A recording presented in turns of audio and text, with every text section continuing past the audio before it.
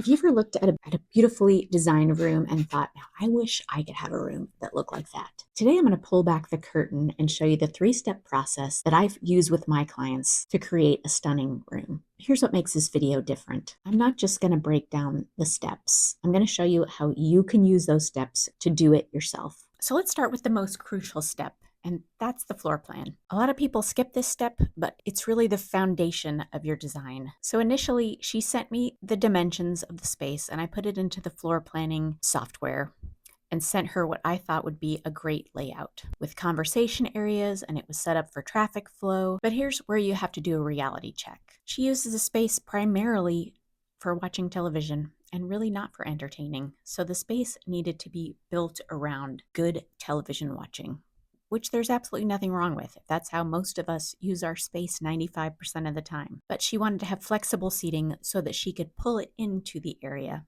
if she had guests over. Easy enough. So we pivoted to a plan that was more functional for how she was going to use the space day in and day out. We measured and mapped out where each piece would fit. And what's important about this part of the process is it really helps you if you're buying new things or thrifting them to know what will fit in your space. Can you fit an 84-inch couch? Can you fit a bigger couch? Do you have to get a love seat?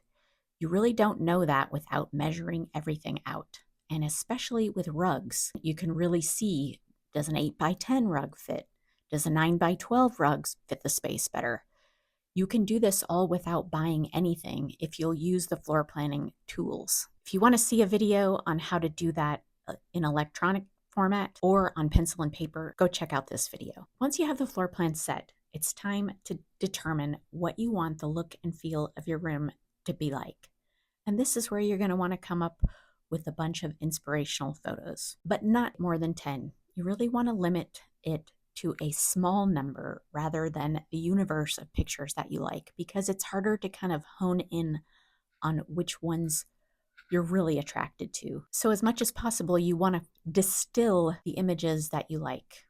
And I like to do this on a Pinterest board, but you can also do it on a piece of paper with magazine clippings. But you're going to start to see, as you can see in these images, that there are going to be recurring patterns that start to come up as you distill the kind of look and feel that you want for your space. So looking through her collection of inspiration images, one thing that became clear to me was the style.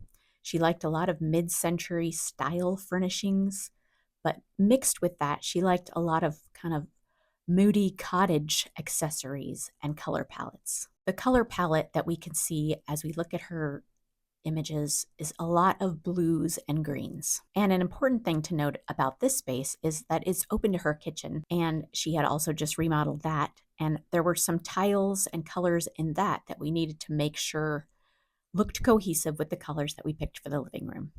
And I did another video about how you can make sure that your color palette throughout your space is cohesive. The other thing I noticed about her space is that in a lot of the images, she really was attracted to a bold, dark couch. So that's something we knew we wanted to incorporate in her space. In this situation, we're working with the perfect blank canvas.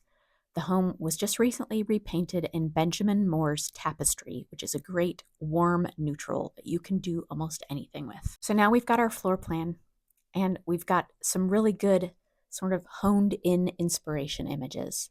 And the final step is to pull together all the pieces on a mood board, and really multiple mood boards. So a mood board isn't just a pretty collage of images if you use it properly.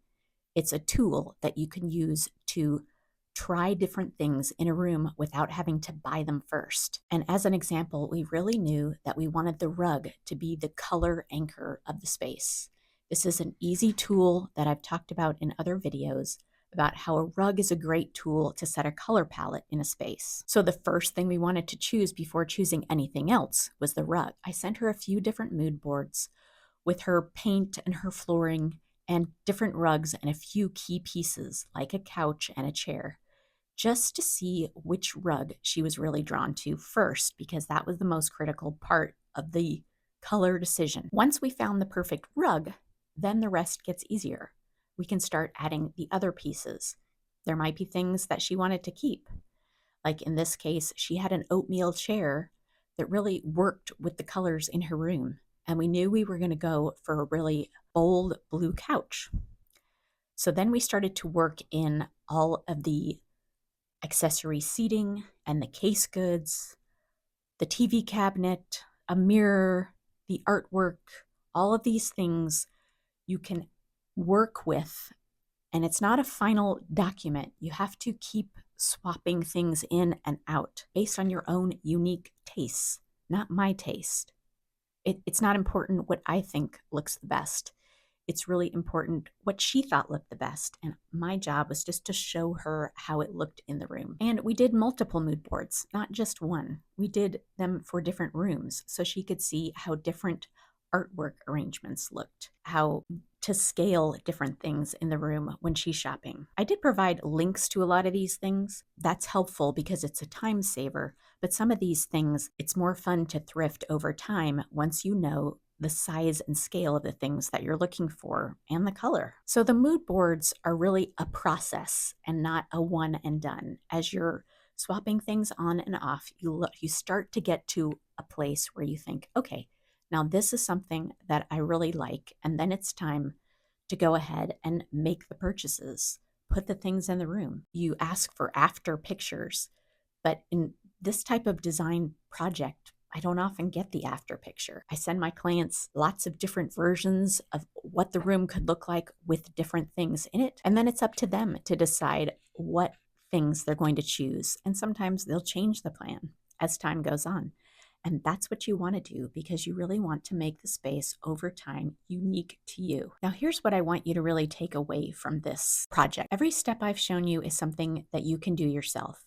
And I've gotten a lot of flack on this channel for saying that. This was not a major gut project that I was helping her with. And I do believe that if you learn to follow the steps, it's possible for you to come up with a design plan that looks cohesive and curated yourself. I've linked below to floor planning tutorials, mood board tutorials, but maybe you're thinking, this makes sense, but I'd really like a little bit of guidance. And that's where virtual design packages can really help.